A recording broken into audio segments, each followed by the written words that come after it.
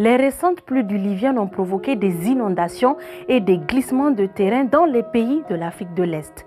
Des centaines de personnes sont mortes, des centaines de milliers d'autres ont été déplacées. Les personnes les plus durement touchées vivent dans des zones inondables.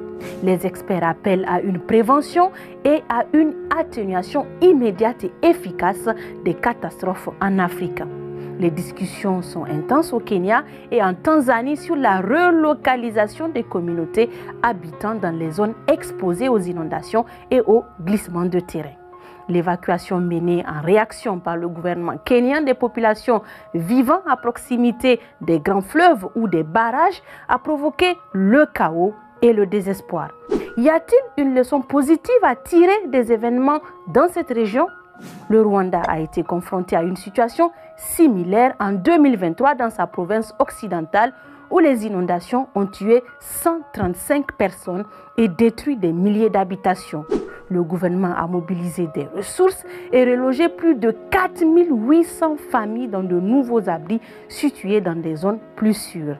Un exercice similaire a été réalisé dans la capitale Kigali où le gouvernement a nettoyé tous les bidonvilles situés dans des zones marécageuses.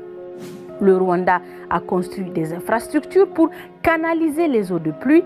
Parmi les autres mesures figurent des lois sur l'aménagement du territoire qui donnent la priorité à la sécurité. Le pays a également amélioré ses systèmes d'alerte précoce pour prévenir les communautés à risque.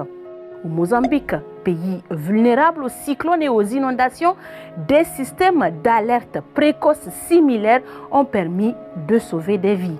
Le pays fait partie d'une initiative des Nations Unies visant à étendre la couverture des alertes précoces au niveau mondial d'ici à 2027. Les autorités mozambicaines surveillent les risques de manière proactive et diffusent des alertes via des radios communautaires et des mégaphones montés sur des voitures.